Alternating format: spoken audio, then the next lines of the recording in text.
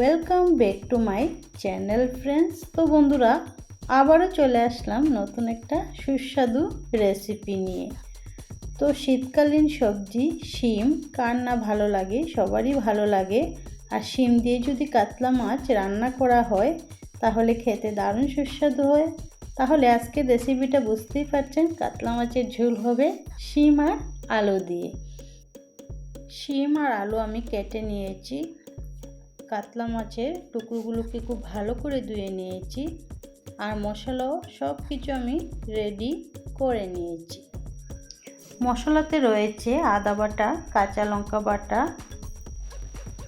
লঙ্কা গুঁড়া, ধনিয়া গুঁড়া, জিরা গুঁড়া আর হলুদ। আর নিয়েছি একটা বড় সাইজের কুচানো পেঁয়াজ আর শীতকালীন দেশি ধনিয়া পাতা।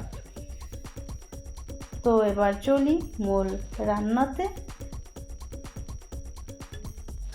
মাছের টুকরোয় হলুদ আর লবণ মাখিয়ে খুব ভালো করে ভাজা করে নিয়েছি। তারপর মাছ ভাজা নামিয়ে ওই তেলেই দিয়ে দিয়েছি কুচানো পেঁয়াজ। তেলের পরিমাণটা আপনারা দেখতেই পাচ্ছেন, আমি খুব একটা বেশি পরিমাণে তেল দিয়ে রান্না করি না। তো আমার পেঁয়াজ ভাজা হয়ে গেছে, এবার রেডি করা সব মশলা আমি দিয়ে দিয়েছি। আর গ্যাসের স্টিমটা মিডিয়াম আছে আমি রান্নাটা করব। তো বন্ধুরা, ভালো করে মশলাকে কষিয়ে নিচ্ছি, তারপর শিম আর আলু দিয়ে দেব।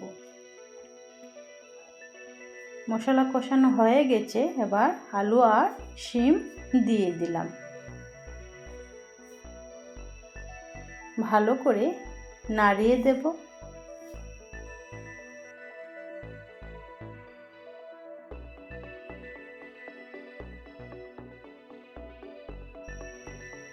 পরিমাণ মতো লবণ দিয়ে তারপর আমি দিয়ে দিলাম ঢাকনা লাগিয়ে কিছুক্ষণ রান্না করব। শিম আর আলু সিদ্ধ হয়ে যাবে। কিছুক্ষণ পর আমি ঢাকনা খুলে নাড়িয়ে দিয়েছি, কিন্তু যাতে করে নিচে লেগে না যায়। তারপর দেখলাম যে শিম আর আলু একদম খুব ভালো করে সিদ্ধ হয়ে গেছে। তারপর দিয়ে দিলাম গরম জল। তো আমি যেহেতু শিম আর আলুর পাতলা ঝোল করব, এর জন্য ঝোলটা একটু বেশি দিয়েছি। দিয়ে দিলাম মাছের টুকরো। আরও কিছুক্ষণ রান্না করব। তারপর ধনিয়া পাতা দিয়ে নামিয়ে নেব।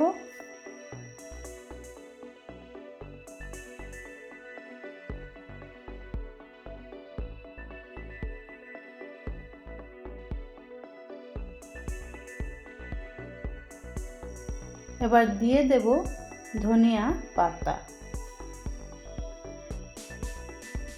তারপর গ্যাস অফ করে নামিয়ে নেব।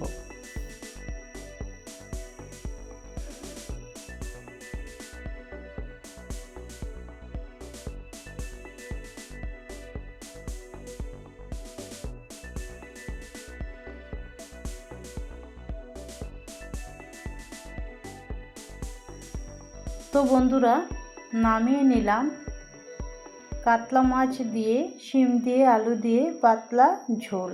দেখতেই পাচ্ছেন কত লোভনীয় হয়েছে আমার এই রেসিপিটা। তো বন্ধুরা, যদি নতুন হয়ে থাকেন আমার চ্যানেলে, তাহলে অবশ্যই চ্যানেলটা সাবস্ক্রাইব করে আমাকে সাপোর্ট করবেন। পুরানো বন্ধুদের অনেক অনেক অনেক ভালোবাসা। এইভাবে আমার পাশে থাকবেন। আর যদি ভিডিওটা ভালো লাগে অবশ্যই লাইক, কমেন্ট, শেয়ার করবেন। দেখা হবে নেক্সট কোনো ভিডিওতে। সবাই ভালো থাকবেন, সুস্থ থাকবেন। বাই।